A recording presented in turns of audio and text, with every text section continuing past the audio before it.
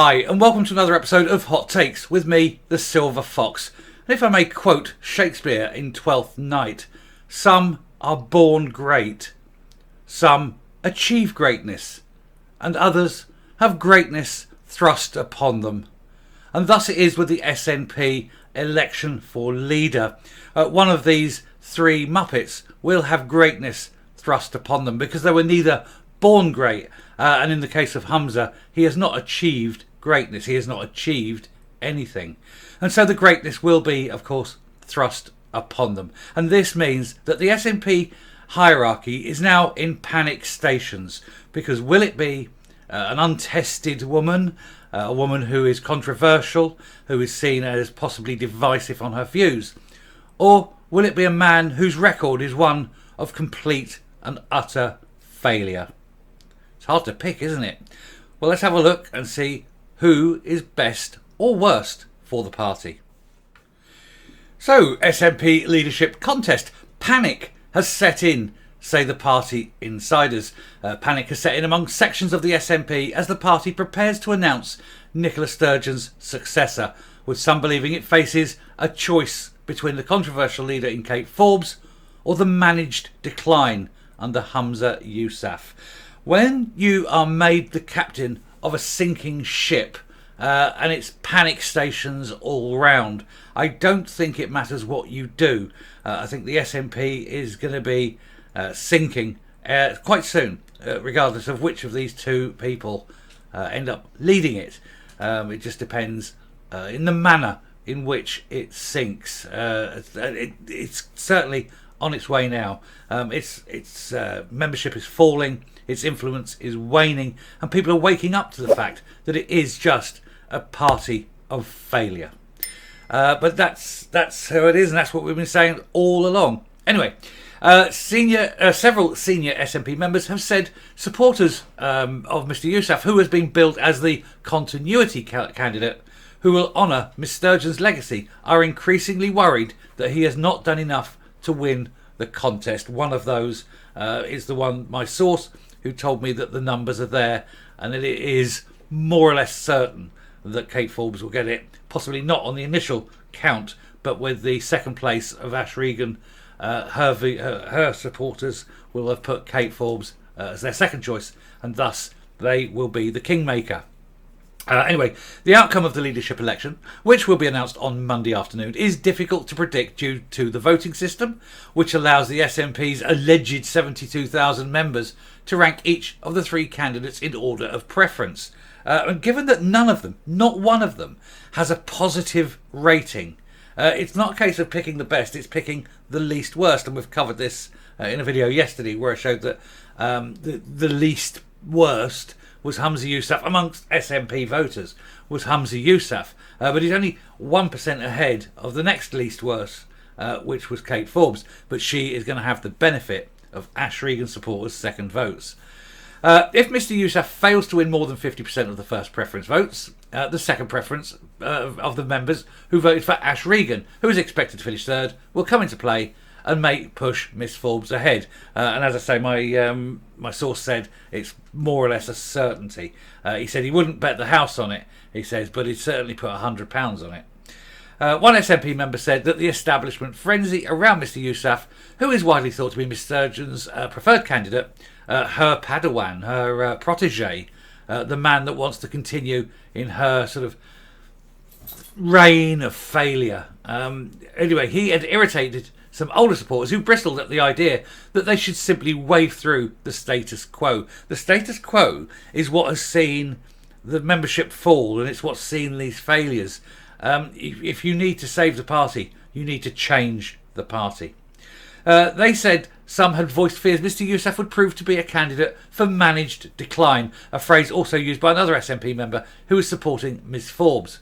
For Humza to lose, having been given such evident establishment support, would be greeted with significant dismay within some of the SNP, they said. But the opportunity for change presented by Kate is the only way to avoid managed decline, given even that Humza himself calls himself the continuity candidate, but he's not as effective as the former FM. yeah, he's basically saying, I want to carry on in the direction that we're going. But that direction is down. And that's not really a selling point for a party that needs to succeed if it wants to fulfil its aims. One veteran independence campaigner said there was also anxiety among Miss Sturgeon's closest allies that after years of stability, the party is on a precipice and could change rapidly under Miss Forbes. It needs to change, but the fact is, the truths are coming out. These chickens are coming home to roost. The hundreds of millions lost on the ferry scandal, the £600,000 that may or may not allegedly been frittered away and salted away by Mr. and Mrs. Murrell, allegedly. That kind of thing. So there's that. And then there's all sorts of legal challenges coming up. So the party is about to undergo a very panicked period of time where a lot of things are going to come out and a lot of things are going to go wrong. So whoever takes over will be firefighting, certainly for the first year or so. He said, I think there's a panic stations here. They've just lost control of the situation. Everything was comfy. They had a machine that just operated, albeit badly. And all of a sudden, boom, it's gone. What would you call the old members who joined pre-14? I think the vast majority are going to go for Kate Forbes. And again, that's what I've been told. The newer members who joined because of Brexit and because they thought Nicola was the best thing since sliced bread, they tend to be going for Humza. I don't know why. I think it's going to be close. Again, yes, every indication is this will come down to the wire, and there's maybe as few as a couple of hundred votes. It's that tight. The sense of the ending of an era has been reinforced by the Deputy First Minister John Swinney's decision to leave the Scottish Government at the same time as Miss Sturgeon, and not a day too soon. During an often bitter leadership contest, Miss Sturgeon's husband, Peter Murrell, the liar, resigned as chief executive after being accused of misleading the media, lying to the media and the public over the size of the party's membership, a row which also forced head of communications Murray Foote to quit. At least on his quitting, it was done as a matter of pride, because he said, no, I have, I've been given false information. I then presented that false information. I didn't verify it. And he apologised and resigned on principle. So we won't have a word said against him. It's a difficult decision, but he was a professional journalist, so he understands the importance of having accuracy in what you're saying. Another senior SNP member said they thought the party had a huge task of rebuilding trust with the public after what they described as a bruising leadership campaign. This was the SNP's first leadership contest in 20 years, he said, and it shows. All of the different leadership camps must revert to being Team SNP next week. We cannot allow internal division to fester ahead of the Westminster election. This is why this election campaign has been so good. They have literally taken the gloves off and they are in a bare-knuckle fight with each other. And they're highlighting each of the candidates' failures, each of their weaknesses. And that means that whoever wins this leadership contest is going in basically with one hand tied behind their back, because everybody knows that that person is ultimately a failure in one aspect or another. And you're going to vote for the least failure, the one who's failed the least, not the one who's actually achieved anything. And it's not a good start for a party that looks to be going forward.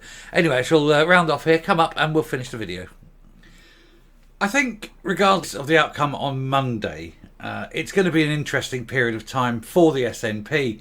If Humza gets it, he's an outside chance now, but if Humza does get it, it will just be a slow, steady sinking. It will just eventually fade to nothing, and slowly over time its influence will disappear. All those placemen that he's got in various industries of the police and things like that, they'll slowly evaporate until there is no more influence from this cancer of the Scottish psyche.